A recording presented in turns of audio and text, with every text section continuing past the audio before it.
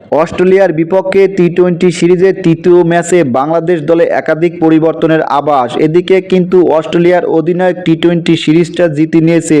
বাংলাদেশের বিপক্ষে যদি আজকের ম্যাচটি অস্ট্রেলিয়া জিতে যায় তাহলে কিন্তু বাংলাদেশ হোয়াইট ওয়াশ হয়ে যাবে অস্ট্রেলিয়ার সঙ্গে টি-20 সিরিজে। এদিকে অস্ট্রেলিয়া কিন্তু ওডিআইতে হোয়াইট ওয়াশের আশঙ্কা দেখা দিয়েছিল, কিন্তু শেষ পর্যায়ে অস্ট্রেলিয়া কিন্তু 2-1 ব্যবধানে বাংলাদেশের সাথে হোয়াইট ওয়াশ এড়াতে পারে।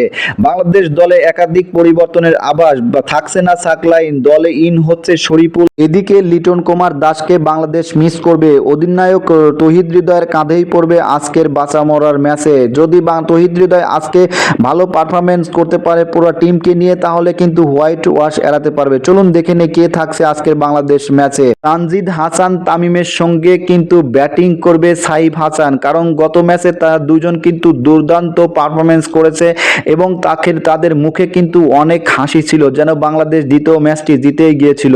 কিন্তু তানজিদ হাসান তামিম আউট হওয়ার পর কিন্তু হতাশা হয়ে যায়, কারণ তারা চাচ্ছিল বাংলাদেশকে একটা ভালো পজিশনে নিতে।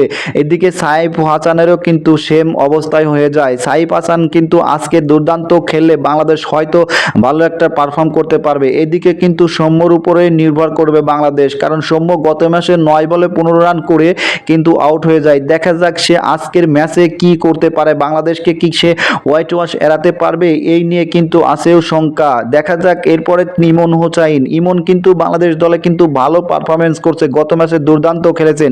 ইমনের সঙ্গে কিন্তু তৌহিদ হৃদয়ে ব্যাট করবেন। এরপরে কিন্তু শামীম হোসাইন পাটোয়ারিকেও দেখা যেতে পারে দলে তৌহিদ হৃদয়ের সঙ্গে।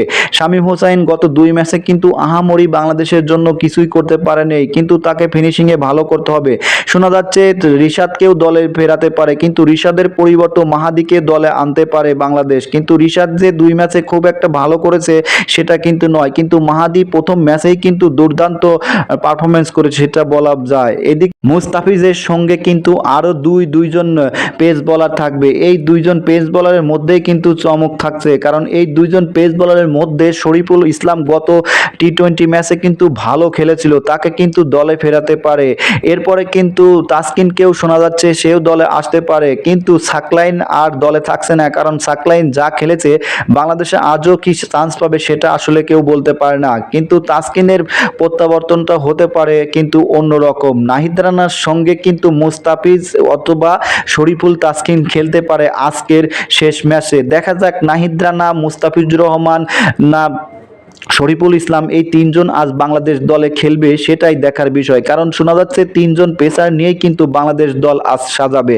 সাকলাইন কিন্তু বাংলাদেশকে গত ম্যাচে ডুবিয়েছে। আজকের ম্যাচটা যদি বাংলাদেশ ভালো পারফর্ম করতে পারে, জিততে পারে, তাহলে কিন্তু অস্ট্রেলিয়ার বিপক্ষে হোয়াইট ওয়াশ এড়াতে পারবে বাংলাদেশ। ভিডিওটি ভালো লাগলে লাইক দিও, চ্যানেলটি সাবস্ক্রাইব করে সঙ্গেই থাকো।